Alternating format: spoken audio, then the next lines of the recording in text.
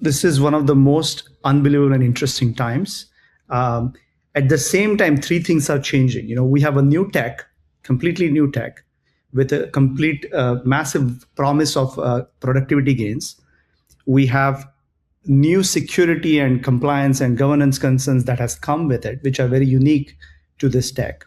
And we are all upskilling at the same time, because every task, every work, everything that workflow that happened before now has an AI version of it. So entire workforce all across the globe is all upskilling at the same time. So massive opportunity on one hand and a massive risk on the other hand, right? And our philosophy has always been to figure out how to balance that let 1,000 flowers bloom and at the same time create necessary controls and governance so that it can be done safely.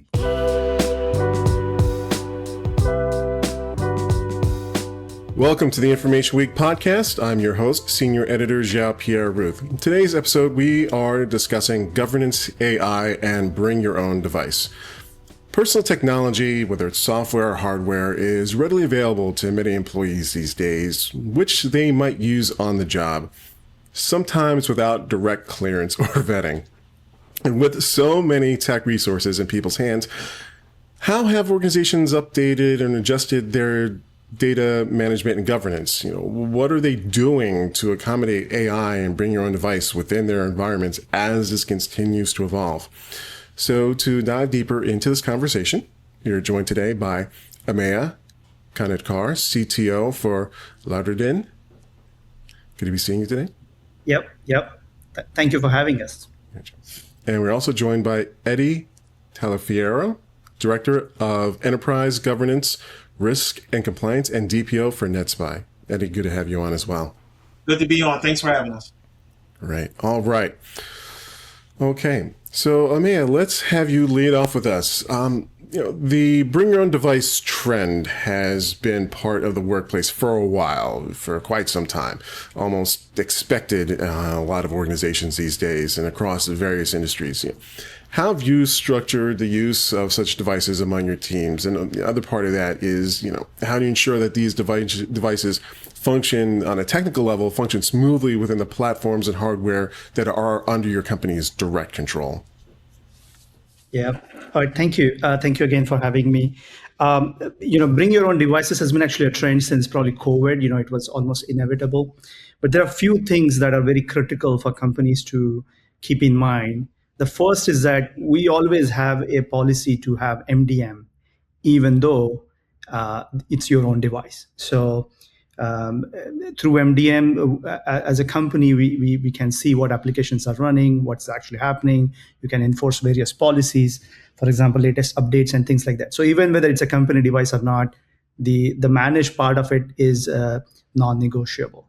But at the same time, you also allows that flexibility to bring more workforce, especially around the world, to bring their own device and get them productive as soon as possible. And what considerations do you make when you look at AI that employees might use in the workplace? Did you have to kind of establish technical guardrails to, just in case somebody wants to start linking in or making use of AI that has not been vetted and approved? Yeah. Actually, this is one of the most unbelievable and interesting times. At the same time, three things are changing. We have a new tech, completely new tech, with a complete massive promise of productivity gains. We have new security and compliance and governance concerns that has come with it, which are very unique to this tech. And we are all upskilling at the same time, because every task, every work, everything that workflow that happened before now has an AI version of it. So entire workforce all across the globe is all upskilling at the same time. So massive opportunity on one hand and a massive risk on the other hand, right? And our philosophy has always been to figure out how to balance that let 1,000 flowers bloom and at the same time create necessary controls and governance so that it can be done safely. And that's the balance the leaders need to thread today. Locking everything down creates a massive risk of missing out on this innovation, but opening everything up also opens your enterprise to a kind of risk that probably one shouldn't take. Gotcha. And further on that, are there monitoring or observability tools that that are now kind of like required, or maybe potentially be thought about being required to be introduced to be on top of what staffers are using as their preferred devices within the ecosystem? Right. Yeah, that's also another very interesting vector. To give you a little bit more context, you have, as an organization, the only moat you have is your own data. All the public LLMs are trained on public data. So as an enterprise, your moat against these LLMs is actually your own data. So it's really, really important that you are actually, your data is protected. But it's even more important that data is protected in AI from a long-term defensibility perspective. So that's one. Second, every AI tool has a different security vector. So I'll give you a specific example. Let's say you're using a typical LLM, think about like Claude or ChatGPT. The enterprise versions of these, if you use them, they have policies to not train on your data. But if by accident somebody brings their own ChatGPT account or their own Claude account, now that data will be trained on, right? So there are no guarantees from these companies that the personal use won't be trained on, but people do that, right, all the time. So that's a new security vector. The other one is what type of AI tools are using, right? There are certain tools which has a much higher risk exposure, higher risk than others. To give an example, let's say you're using a tool like an image editor or sort of image generator. Those tools inherently have low risk of data exposure, versus you have some sort of a tool that has full access to your code base or your customers that has inherently much larger risk of exposure. So you want to be nuanced about that. It's not all AI or no AI. You want to be more nuanced about it, and which means your tool stack needs to actually address those nuances. It's not just block everything at a network level, because you cannot block everything at a network level, right? So it's very interesting, and a lot of times you actually don't have tools, so you kind of have to figure out to the mix of both policies and enforcements to make it work. Gotcha. All right. Appreciate your input on that. All right. Eddie, let's get your perspective on a few things. So, at least on these thoughts. So, how have you, within your organization, how have your rules and governance and oversight kind of evolved with the introduction of these different technologies? First with bring your own device, and then as AI started to kind of spread across a landscape for everybody. Yeah, very interesting. At my company, what we tend to do is we shift it from a governance perspective, from a device-centric trust perspective to a data-centric control perspective, right? And so we start off with our bring your own device policy, which is a part of our acceptable use policy within our information security policy, right? So what we've done is we've kind of expanded that to our AI governance policy, which we just implemented within the last 8 months, right?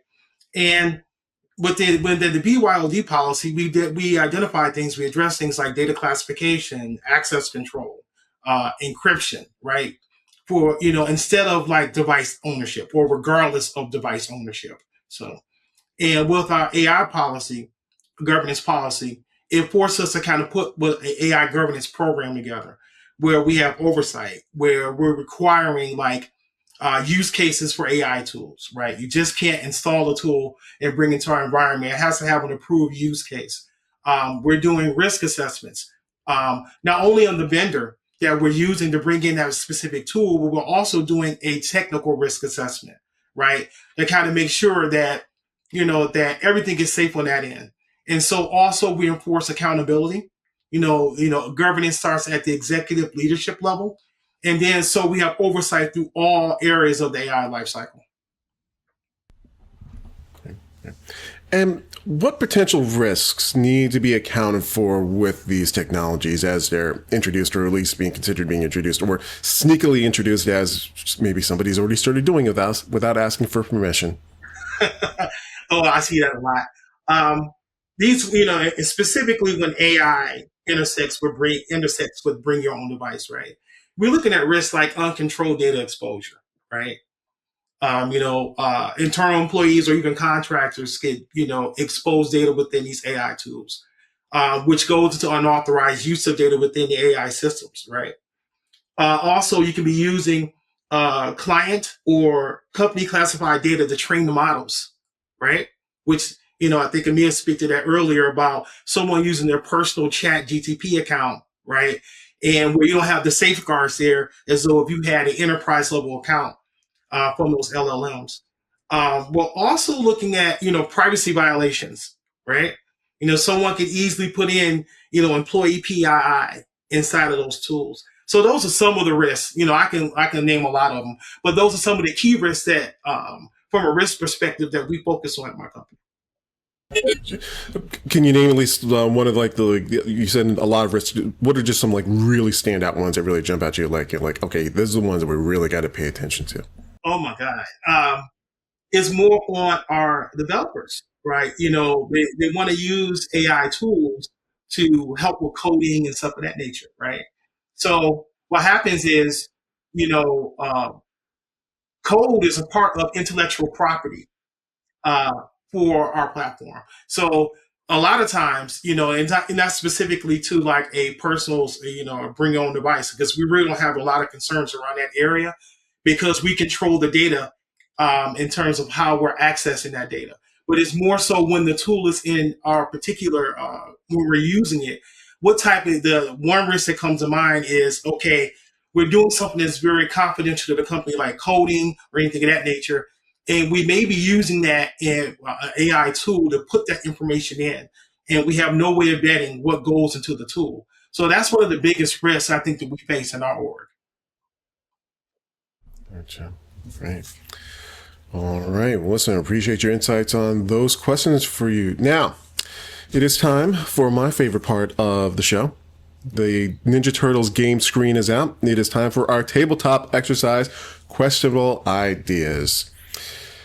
Questionable Ideas is a fictional company where our esteemed panelists will be serving as interim executives with their same roles and powers that they would, but in service to Questionable Ideas, which, of course, as usual, is finding itself in a precarious situation, and they need some outside help and guidance on that.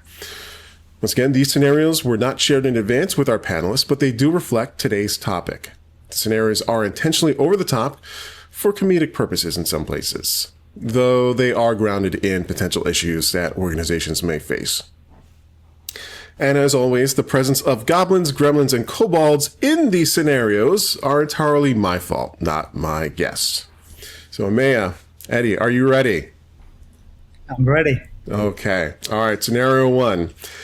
A new device, the Smooth Mobile, has grown in popularity amongst staff at Questionable Ideas, especially amongst the goblins, who the goblins love anything that is new and hype and popular, regardless of what it might do. The device comes with built-in AI that skims users' activity, allegedly at a surface level. You don't know yet because you haven't gone under the hood. Your security team wants to block out any use of the Smooth Mobile because they do not see a way to completely sanitize the device or what the AI tries to access in your ecosystem. In fact, the security team, under the guidance of the kobolds, who like to do things very old school, they want to introduce mandatory monitoring software into everyone's personal devices.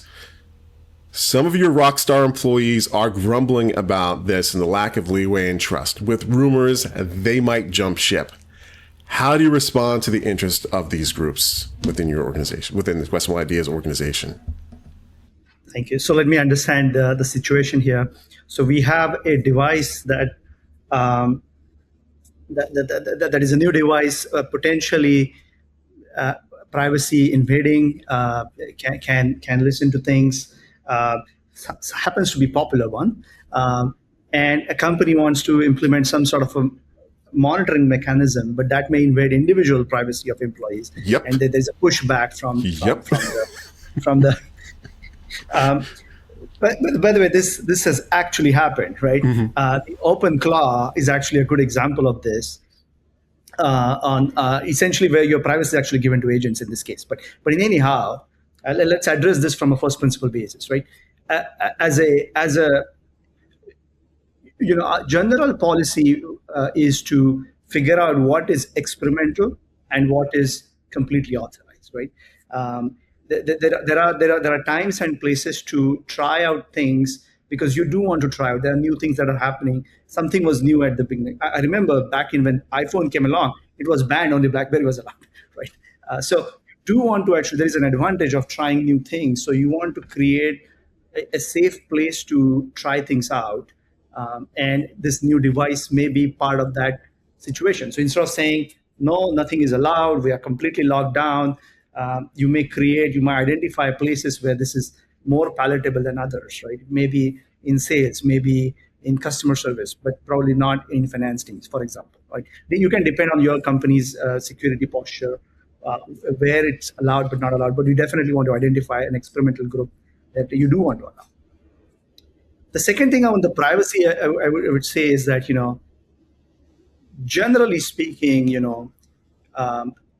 what really works is that as long as the monitoring is not at an individual level, that usually breaks down, right? If you have if you have some sort of that monitoring, by the way, exists today. Like a lot of DLP and stuff like that is already doing it at an individual level, but it's never aggregated and reported at an individual level. And that's how you actually create that differential privacy. So you might say, hey, somebody uploads some PII data. It is in effect individual monitoring, but it's not. It's just blocked and sort of threat is removed and quarantined, but it's not an individual level. Right? So as long as the monitoring software or the tracking software is meant to happen at a certain number of employees, let's say a 30 or 40 or plus, and it's meant to detect the security threats, and again, not at an individual level, it generally lands well with companies, with employees, because they also do understand this threat vector that happens with it.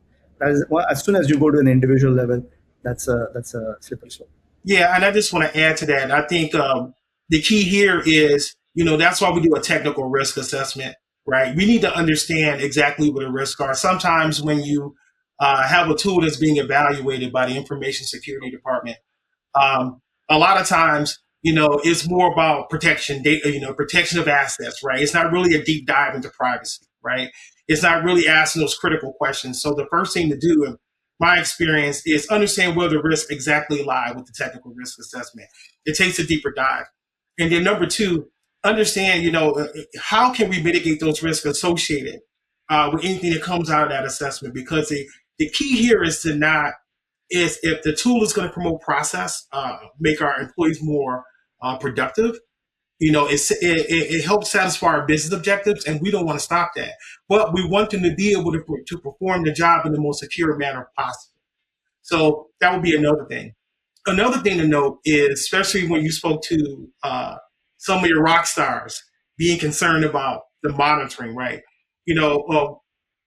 Typically, when you have a device, a personal device that's being joined by a company network, right? It's a part of company training that your device may be monitored, and also when you install MDM. So this is something that is well known. So I think that reinforcing the fact that, listen, your phone that's accessing company assets could be monitored. It's a part of training. Is a part of what to expect by accepting, company applications being installed on your personal device. So I just wanted to bring up those two things. Gotcha. Okay. I'm going to throw this in as well. Just, many organizations, they train employees to not do things like, plugins, a strange thumb drive or download unvetted software. With this, introducing additional training steps, on securing devices and AI in the workplaces, should that be part of it as well? Yeah, I think it should. I mean, I think that many organizations have what you call annual security awareness training. Right? So at my company, I've expanded that to, number one, along with the annual security awareness training, which comes with the topic of acceptable use, we also provide a data protection type of training to ensure that you're protecting data appropriately. And then we have a separate AI use training, right? So you're basically getting the appropriate instruction on all three levels. So I think enforcing that on an annual basis, and for new hires that come into the org, I think is a very effective tool for training and awareness. May I add a few things? I mean, one of the things that has happened, which is different about AI than in the previous eras, is that because it's changing so quickly, it's very hard to keep up from a central authority perspective. What's vetted, what's not vetted, because what's vetted is probably yesterday's story 24 hours later, right? So it's very difficult to keep this. So as an approach, you have to kind of balance between sort of having a multi-layered approach. So yes, training will work, employee device protections will work, but you also have to have things at a network level. You also have things at a policy level. You also have to have things later at more systems level to continuously manage the risk with this multi-layer approach, because things are changing so quickly. At the same time, you do want to allow innovation, right? You do want to allow. So, for example, when this open clock came along, we bought few the Mac devices that was just meant for this, right? Where you can go and play around with this. You're not allowed to connect your company Slack, but you can create a sandbox Slack and you can connect it, and so on and so forth. So it allows people to play with the innovation, but in a sandbox sort of safe environments, and at the same time have open channels, because people are bringing new things, and sometimes it's valuable. So you want to have that communication. This is what we are finding, having the right tools in place so that you're able to detect that and have an open conversation. Okay, what is the actual use case for this? What data is actually used? So you want to kind of not be like immediately block everything down because it presents such a big opportunity, but be proactive about it and sort of understand what is going. And then obviously at a very high end, you have clear issues with certain types of red lines that cannot be crossed. No PI can be uploaded, no HIPAA data can be uploaded, no things like that. Those are the red lines, right? But then below that, you need to have that multi-layered approach to target this, because everybody's upscaling, everybody's finding new things, and world is changing at the fastest pace we have ever seen. Yeah, and something I want to add to that real quick. I know we're limited on time. Sometimes when and I know when you're downloading an AI tool on your personal device, some of these AI tools are configured to interact with other company applications like Slack, Outlook and stuff of that nature. So one of the important things to notice is to have restrictions. That's why I talk about data-centric control. Have restrictions at the Slack level. Like, for example, in Zoom, we don't allow documents, right, to be uploaded into these applications. So if you're on your personal device and you're using the AI application, you can't get to that document in Slack because we restricted it. So that's more being data-centric as opposed to device-centric. I was talking about. Good approaches. The security-loving kobolds were of the mind of taking hammers to everyone's device that they brought in and telling them, no, bad, stop it. You're not using the Smooth Mobile or any new devices in the company. Okay, on scenario 2. Members of the sales team are celebrating a win they say was supported by an unauthorized use of a third-party AI. They say it helped them in a crunch to respond to potential customers by quickly gathering data and creating a presentation to support their pitch. Technically, they did not connect the AI to your ecosystem, but they did transfer a vague amount of company data to the AI to do this. The legal department is now knocking at your door. Among other things, that winning pitch may have included hallucinations that misrepresented questionable ideas to those customers. What kind of technical and training measures would you consider to address this? I'll go first, all right? One of the biggest challenges today that companies are facing is that AI fluency. They know AI fluency is going to be the proxy for productivity, right? So this is as much as a security issue is also an AI fluency issue. To give you like 3 years ago, when ChatGPT came along, the hallucinations were quite common, right? Now the hallucinations are so subtle that it's almost impossible to detect it until you actually go deep into it. And that goes back to how you use these models. Are you using reasoning? Are you able to use agentic systems? So these things are really evolving really fast, and AI fluency is one of the key aspects to measure to understand it, because no amount of, unless in the absence of locking down everything, there's really nothing you can do. Like no training has actually caught up, right? 4.6 was launched, Opus 4.6 was launched 4 weeks ago. Yesterday, they launched, 3 weeks ago, they launched Cover. 2 days ago, they launched this remote control thing that you can control from. It's changing every day. There's no training that actually can catch up.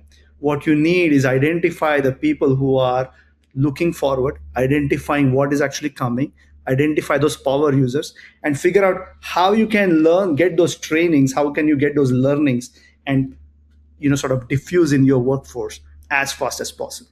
Because the companies who can bring that AI fluency higher for the larger and larger workforce are going to win in tomorrow, not the ones which are going to lock everything down. So that again goes back to that balance, right? How do you figure out where to stop, where not to stop with that multi-layered approach, and then you go. But you have to look into AI fluency. That's I have a comment to make on. We said the sales department. Am I correct? I think I heard. Yeah, the sales department they got a good win because they said they use this unauthorized AI to help them with put together a pitch with data that they did not clear with you. Exactly, and which is the risk in itself, right? Anything we need to do to secure ourselves, and sometimes that is circumventing security requirements, right? So from a training perspective, I think you started from a training perspective because you have to change the behavior, right? That's the first thing. Data protection and data privacy training, I think, are key, especially for salespeople, right? Because the simple fact, you have to understand, number one, what can you share and what can't you share? Which is a key. Data privacy is all about how you're handling data. That's number one. Number two, there's a huge risk, especially if you're sharing client data, and those clients may come from other countries, the EU. You have GDPR concerns, PII, right? So you have to have some training on that as well. So to understand, okay, when you're sharing this information, this is the risk associated, this is the implications, this is the impact to the org. So I think reinforcing that through training and continuous awareness, right?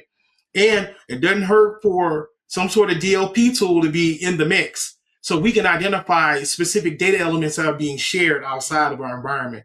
So I just wanted to kind of add that to address the scenario. Well, the Cobalts are still offering the hammer solution, but this time they say they could use it on people instead of just hammering people's devices. Okay.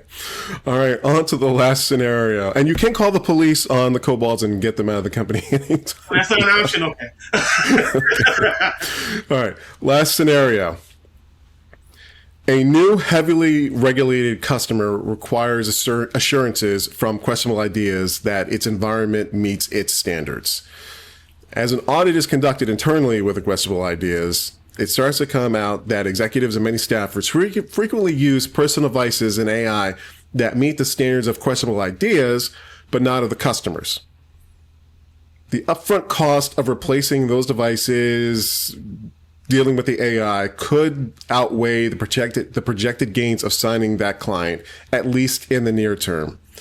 Are there ways to increase governance without such heavy financial heavy lifting? I think this is where sort of the values and principles of the companies are important. I used to work for Coinbase, and everybody wanted to hack us, right? So security was 100% number 1, 2, and 3 priorities. Everything came after that, right? I don't think the security can be it's not a negotiation, right? So if there is certain policies that are not allowed, even if that means higher financial loss, you should take those things and take the hit on finances side. This is not an argument that as a company you should stand by to say, oh, this is too much, I'll take some security costs, security risk, and allow these financial benefits to accrue. This is the policy that this is an area where you can do things. This is an area where you cannot do things. It may cost you more, but that's the policy, and that's what should be enforced. Like the financial argument doesn't stand in the way. Yeah, I would agree with that, but I think another aspect to look at is other risk items, right? Yes, there's a financial impact to implementing those additional security controls, but then you have to look at, okay, when you look at return on investment, and when you look at, okay, what is the cost really of not implementing these controls, right? You're dealing with a heavily regulated client, right? So number one, there's breach of contract that could have some financial implications there, right? If we don't put those controls in. That's number one. Number two, we said they're heavily regulated, right? So if you're in the EU, a lot of regulations fall down to the third party that's servicing that company. So now you have additional risk by not complying, especially with GDPR, which has significant impact. So I would argue that the financial investment is worth it, because now you have to look at all the other implications. Okay, non-compliance with GDPR, breach of contract, and also brand name erosion, because those type of things have a tendency to make it to the newspapers, websites. So that has a far more greater impact on the org. That's a great point. People often miss the tail risk. Yep. Is there any sense that there's going to be, I know we have a hodgepodge of regulations out there. You talk about, EU and other regions. Is there a sense that as AI continues to flourish in its use, that there's going to be even more regulation, more need to elevate and invest in these spaces to get that security up? As the hockey stick figure kind of potentially goes up with the use of these resources, that there's going to be more policy, there's going to be more regulation that needs to be accounted for going forward. Is that just going to be part of the landscape, you think? Yeah, let me take that. It's already started. Okay, let's take the US, for example.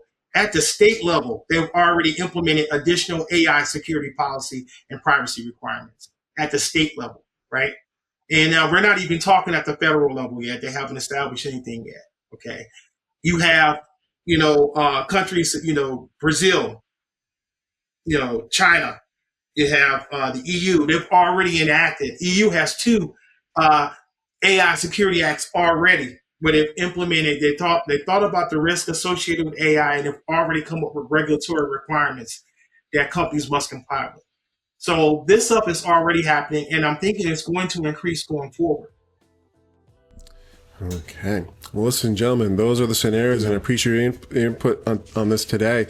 You've helped questionable ideas, and you've helped inform our audience. Ameya, Eddie, thank you so much for being on the show today.